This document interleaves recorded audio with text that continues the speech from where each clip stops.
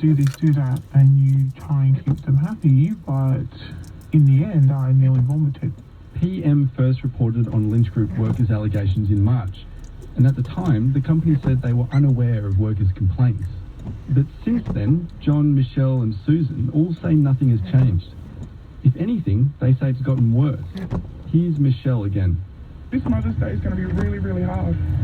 Really hard. The hardest one that we've ever had to face. Coles and Woolies, they actually need to be told what's actually going on. No one sees anything. You know, people need to be there to actually see it for themselves. You know, actually how dangerous it is. Lynch Group worker Michelle there, and reporter Tom Joyner is with me. Tom, what's the company told you in response to these allegations? Linda, the CEO, Ryan Dalmeida, has said the company is committed to ensuring it has a culture where people are treated with utmost respect, and any behaviour that's inconsistent with their values isn't tolerated. He's also added that the company has procedures in place for employees to raise their concerns in confidence. The company also said in a statement that no one has yet come forward with any of their allegations directly to Lynch Group. It added that any form of behaviour that doesn't meet the standards required by Lynch Group will be subject to disciplinary action, which may include termination of employment. And listeners can read the company's detailed responses on the ABC News website. And three of the big supermarkets, Woolies, Coles and Aldi, are supplied by Lynch Group. They're investigating the allegations independently now. What else have they done? While due diligence processes are ongoing. An Aldi Australia spokesperson said the company is committed to the highest standards of behaviour in all operations and would launch an investigation in light of the workers' allegations. Coles, meanwhile, said it would investigate the claims and encourages any workers concerned about their pay or conditions to contact the Fair Work Ombudsman. I should say that both Aldi and Woolworths said that their suppliers have contractual obligations to meet in terms of workplace safety and production. Tom Joyner. Well, it is the day after Malaysia's earthquake election results, and today another huge development. The country's jailed de facto opposition leader Anwar Ibrahim is to receive an immediate royal pardon and will be set free. And Dr. Anwar will be brought straight into the new cabinet. The announcement was made by the incoming caretaker Prime Minister, Dr. Mahathir Mohamad. At 92, the world's oldest leader and regarded as a seat warmer for Dr. Anwar.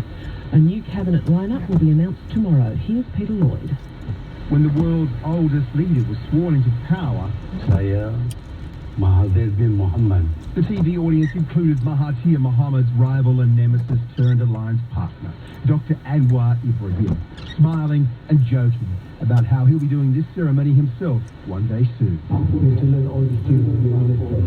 The de facto opposition leader was watching from a Kuala Lumpur hospital. He's recovering from surgery. His sentence for sodomy, the second one, is due to end next month. But that's being fast-tracked. Today, Dr. Mahathir kept his word that he'll step aside and hand over the prime ministership to Anwar once he's pardoned. An important first step came when the King of Malaysia agreed to an immediate pardon. So we will go through the process, the proper process of obtaining pardon for Dr. Sri Anwar. It is going to be a full pardon, which of course means that he should not only be pardoned, he should be released immediately when he is pardoned. After that, he will be free to participate fully in politics. A 10-member cabinet will be named tomorrow, including ministers for finance, defence and home affairs. But this appears to be only an interim move ahead of a bigger shake-up under a future Ibrahim prime ministership. But it's clear that under the new alliance coalition, corruption by the old government of Najib Razak is in the crosshairs. We are aware that it's not possible to completely erase corruption, but we now find that political corruption is has badly affected the democratic process. For example, the election should be free, should be clean, but we find that this election was not clean at all. People were being bought. The countries, the constituencies, boundaries were being changed. All these things are worse than gerrymandering. It is really to favor the government. All those things will be studied, and where possible, we will change back to the original boundaries. Mahathir Mahathir Mohamad, saying Najib Razak will face prosecution for misappropriation of $4.5 billion from the state fund. In 2016, an Attorney General was sacked for investigating the case and preparing a dossier that suggested charges should be laid against a high official. The replacement Attorney General, Muhammad Apandi Ali, cleared Najib Razak of wrongdoing, a political whitewashing that he may now regret. Dr. Mahathir today. We have to look into who the Attorney General is. At the moment, the Attorney General has undermined his own credibility. He, in fact, has hidden evidence of wrongdoings, and that is wrong in law. For decades, and especially during Dr. Mahathir's 22 years as Prime Minister, Malaysia was a champion and leader of the non-aligned movement. That changed under the Najib Prime Ministership. Last year, Malaysia was the fourth largest recipient of China's overseas direct investment. $100 billion of Chinese investment is earmarked for the next 2 decades. But today, Dr. Mahathir suggested the country will return to a middle course, aligning to no great power. Peter Lloyd with that report. So the new Malaysian government will, it seems, include the opposition leader Dr. Anwar Ibrahim, whose daughter is Nurul Izzah Anwar. She's an MP herself and holds Dr. Anwar's old seat. Our Southeast Asia correspondent Adam Harvey asked about her emotions on hearing the news of her father's impending release.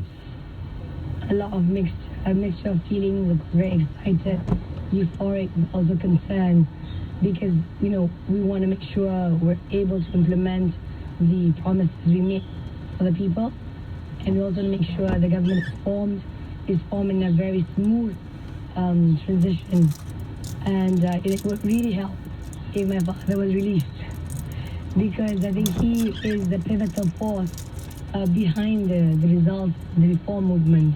Do you think he is going to be released soon?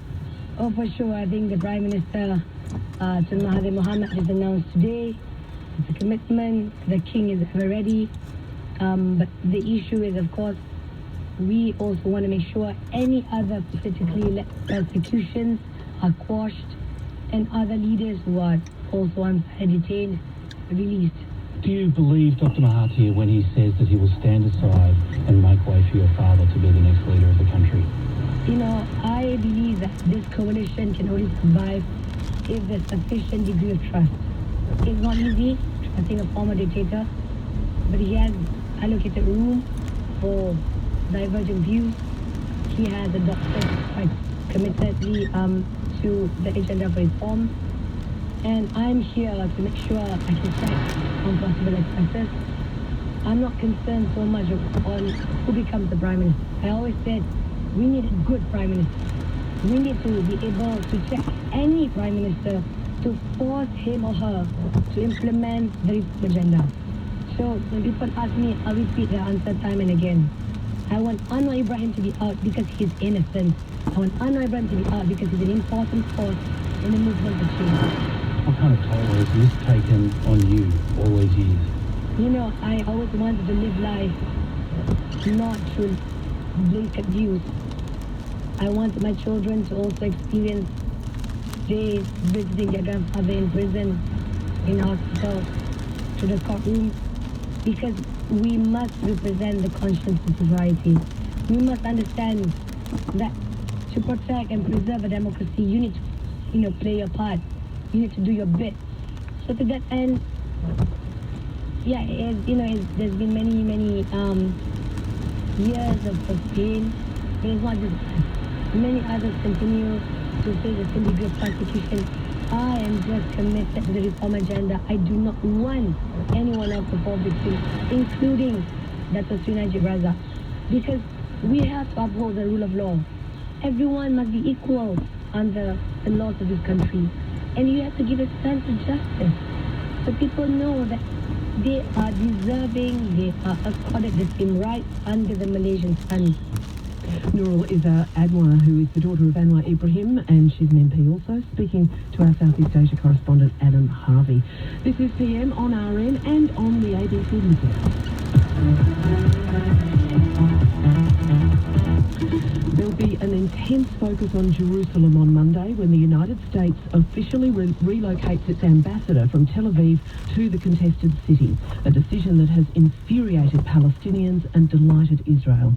But before that, more violent clashes are expected on Israel's border with Gaza this weekend. Palestinian protests that are heading into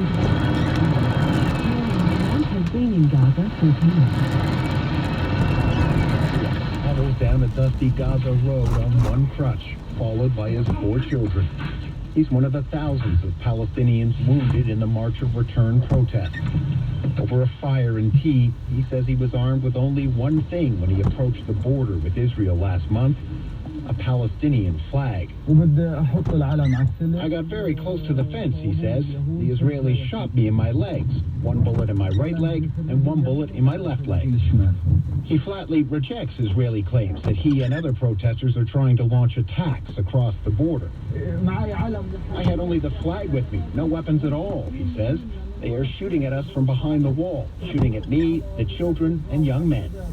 Israel says that is the narrative Hamas, the Islamist group that controls Gaza, wants the world to see.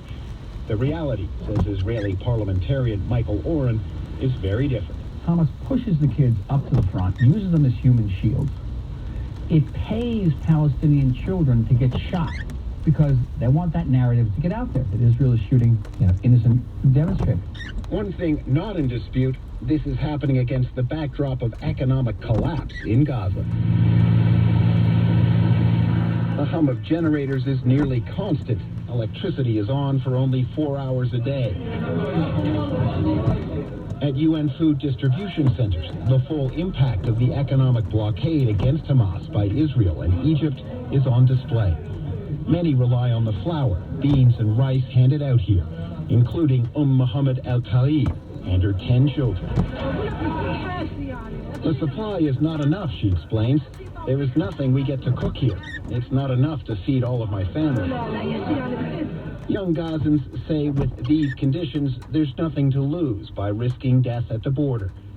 Ahmed Abiyat says he hopes to recover and return to the protests. I'm praying to God to heal my wounds to be able to walk again, he says, so I can go back to the fence and hang the Palestinian flag again. These demonstrations will culminate on May 15th, Nakba Day, when Palestinians mark the 70th anniversary of what they call the catastrophe of Israel's independence. Those will be the biggest protests yet. Norman Hermont reporting from Gaza. Iraqis vote tomorrow in their first election since the rise and fall of the Islamic State group. Its caliphate has been destroyed, but Iraq, where Australia joined the coalition to wage war over a decade ago, remains one of the world's most dangerous countries, and the next government has more to contend with than terrorism. Eleanor Whitehead reports. This is Iraq's first election since the defeat of the Islamic State, and politicians like this one are promising change. Voters like Mohammed Al-Wali are keen to see what the future holds for their country. There's a sense of excitement. There's also a sense of anxiety because this is a pretty important election. It's after ISIS, and people want to know where it goes from there. He's a PhD student living overseas and has already voted. Tomorrow, those inside Iraq will have their say on the future. The biggest concern for people is now economics and welfare, basically. And although security, for instance, is an issue, people are also looking forward to have a better life. Whoever emerges as the next prime minister faces the challenge of rebuilding the war-torn country. Lukman Sfaili is Iraq's former ambassador to the United States. Terrorism has not won. We know that much. People have won. But now we need to do more than that. Many of today's problems can be traced back to the 2003 US-led invasion, which Australia participated in. It toppled Saddam Hussein's dictatorship and installed a democracy. Then US President George Bush promised a more peaceful future. We will defend our freedom. We will bring freedom to others, and we will prevail. But estimates suggest that 500,000 people were killed by mid-2011 for reasons linked to the war, although coalition partners stopped counting. US administrators set about purging the influence of Saddam Hussein's Ba'ath Party, and members of his Sunni minority were indiscriminately removed from jobs and the military. Lydia Khalil is a fellow at the Lowy Institute. She says this spanned future insecurity. Many people who were removed from debathification were without a livelihood, and that led to a lot of dissatisfaction, which then created opposition, which led to the insurgency, and then carried on over into other terrorist groups in Al-Qaeda in Iraq, and ultimately the Islamic State. In the 4 years since the last election, Iraq lost a third of its territory to the Islamic State, then won it back in fighting that killed tens of thousands. Prime Minister Haider al-Abadi cast the vote as a referendum on that victory and stands a good chance of being returned as part of a coalition government. He's trying to position himself as the one who drove the Islamic State out of Iraq, the one who took back the territory, and who's strong on law and order and Iraqi nationalism. To prevent another ethnic dictatorship, Iraq's parliament reserves quotas for Shia, Sunni and Kurdish leaders, as well as for women. Politicians, including Abadi, have reached across sectarian divides. Nearly 50% of the population is under 19 years old, and young voters are pushing them towards a more tolerant kind of politics. But Lydia Khalil says that many Iraqis are still concerned about corruption and political inertia. Many of these politicians that are running this time around have run previously. There's not many fresh new faces. Many of them have campaigned on platforms of security and stability and anti-corruption and national unity before, with no real change. Protesters have taken to the streets in their thousands in recent years. And former Ambassador Lukman Bailey sees corruption as the cause of other evils. The root cause of terrorism has been corruption. Corruption is a deep state, and that's what we need to address. He foresees future problems if the rot can't be stopped. My concern about this is that democracy will be in challenge. Democracy should be one of the key tools for us to improve our political systems in a region which is not democratic. So we are in a hostile environment. We need to show that we can be the beacon for change, where sectarianism and others have not won and terrorism has been defeated. We have shown it on the battlefield. We need to show it now on the ballot box. A lot at stake. Lukman Bailey, former Iraqi ambassador to the United States. Eleanor Whitehead, our reporter. To more comfortable circumstances here at home, and millions of Australians are set to receive a tax cut next financial year. But who exactly and how much cash they'll keep is a matter, well, for you, the voter, to decide. After tax policy announcements from both the federal government and Labor this week, the stakes have only been raised, with 5 by-elections expected next month and then a federal election probably early next year. Political reporter Stephanie Boris has more. It's starting to sound a lot like there's an election on the horizon. Who are you going to trust for that stronger economy? A government that can give Australians hope and confidence, or unbelievable? Treasurer Scott Morrison has found a new slogan to try and convince voters not to trust Labor leader Bill Shorten and his tax plan. The Treasurer spent the day testing out the new catchphrase during speeches and in press conferences. Unbeliever bill. Unbeliever bill. Unbeliever bill. Scott Morrison keen to push that message after opposition leader Bill Shorten announced Labor's tax plan, which will put more money back in the pockets of workers. What I am concerned about is that Mr Turnbull's offering only $10 a week to 10 million Australians. The government wants to give low and middle income earners up to $530 back next financial year. Labor will support that measure, but is keen to go one step further, promising to offer an additional refund in 2020, providing workers with up to $398 back. If you add that to what the government was offering, you're heading towards $20 a week. But while the opposition says it will take better care of the battlers, it isn't committing to increasing the New Start allowance. Both business and welfare groups are calling for a boost to the payment. Speaking on Channel 9, Labor frontbencher Anthony Albanese defended the decision not to change the figure. Well, we made substantial announcements last night, and one of the things about our real investment in infrastructure is that it will assist people to get into real jobs. While the focus has been on personal income tax, there are some other measures in the budget that haven't received much attention.